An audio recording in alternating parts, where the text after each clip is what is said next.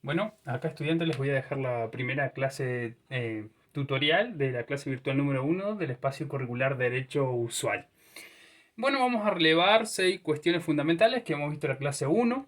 Vamos a abordar el concepto del derecho. Vamos a clasificar el derecho en objetivo y subjetivo. Vamos a distinguir entre derecho natural y derecho positivo. Vamos a ver diferencia entre norma moral y norma jurídica, diferencia entre derecho público y derecho privado y el posicionamiento del derecho civil dentro del derecho público o privado. Vamos a ver a cuál de las dos corresponde. Comencemos con el primero. Cuando nosotros hablamos de derecho, nos hacemos referencia a un conjunto de normas que regulan la conducta del individuo dentro de la sociedad. Acá nos hace ruido la palabrita conducta. Esa conducta, ¿sí?, está encaminada o guiada al cumplimiento de ciertos objetivos. Cada persona, cada individuo posee objetivos particulares, los cuales al cumplirse o se deberán cumplir hacia el futuro, pero hacen que la conducta se encamine al cumplimiento de esos objetivos. Así, por ejemplo, que ustedes hoy en día estén viendo este video tutorial es para cumplir un objetivo y el objetivo es promocionar el espacio curricular. Si promocionan el espacio curricular, lo más probable es que promocionen el año y en este caso pasen al quinto año, el último año de la carrera. O sea que su conducta estará guiada al cumplimiento de los objetivos particulares de cada uno de ustedes. Nosotros decimos que esta conducta es principal, es fundamental.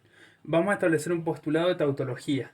Nosotros decimos que A es igual a B, B es igual a C, por lo tanto A tiene que ser igual a C. Esto desde la lógica simbólica en matemática no tiene fallas, es una tautología, un pensamiento lógico. Así como yo puedo decir, el primer postulado, que lo que diferencia al hombre del resto de las especies es la capacidad de razonar. Que matar es un acto que hace el hombre, por lo tanto llegó a la conclusión que matar es racional. Desde la lógica, estas premisas que aseveré como verdaderas, ¿sí? No tiene falla. Pero socialmente matar está mal. ¿Y por qué está mal? Porque no es reconocido como ante el resto de los habitantes de la sociedad como algo que esté bien. Entonces lo que esperamos a través del derecho, a través de la implementación de una norma, es encaminar la conducta del ser humano en base a criterios establecidos o aceptados por el resto de la sociedad. También cuando nosotros hablamos de derecho, nos referimos al derecho objetivo como ese conjunto de normas que arreglan la conducta. Cuando nos referimos al derecho subjetivo, estamos aludiendo a la capacidad o facultad que tiene el individuo para cumplir los fines o los objetivos que se ha propuesto. Aristóteles definía al fin último de la cosa, lo definía con el nombre de telos. El telos de la cosa era el por qué estaba hecha la cosa. Por ejemplo, el fin último de una silla es brindar el sustento o apoyo en caso de que alguien quiera sentarse. El fin último de la persona estará dada por aquel rol que desempeño dentro de la vida de la sociedad. ¿Podemos establecer un conjunto de normas para una persona que vive sola o aislada? Y bueno, realmente no. Imaginemos el caso práctico que nosotros teníamos del náufrago. ¿Por qué establecemos un conjunto de normas para una persona que vive sola? Si el conjunto de normas es para regular la conducta dentro de una sociedad. ¿Sí?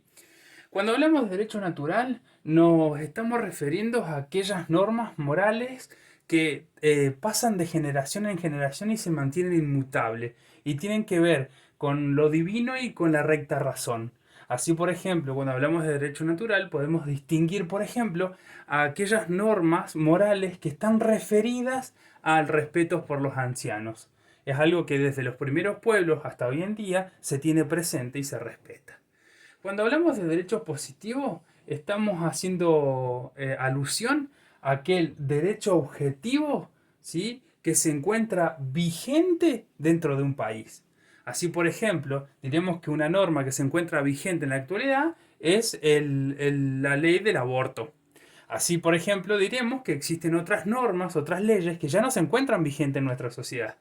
Por ejemplo, leyes viejas. Había una ley muy vieja que decía una norma que cualquiera que tuviera una embarcación podía declarar la guerra a España. Esa norma queda sin efecto, ya no se encuentra vigente, no forma ser parte del derecho positivo. Cuando hablemos de normas moral, ¿sí?, vamos a decir que las normas morales son aquellas que restringen la conducta del ser humano pero cuyo incumplimiento no involucra de por medio una sanción. Sí, lo que provocará es un rechazo social o el terror de la conciencia en cuanto al individuo.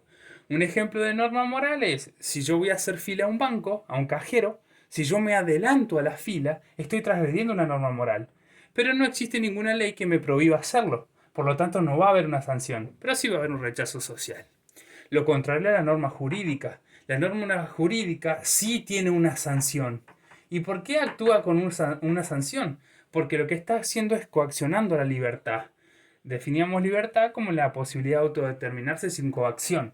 Ahora, si la norma me dice que si yo no lo cumplo voy a tener una sanción determinada, lo más probable es que esté guiando esa conducta para que el comportamiento del hombre sea el esperado frente al resto de los individuos. Definimos derecho público y derecho privado.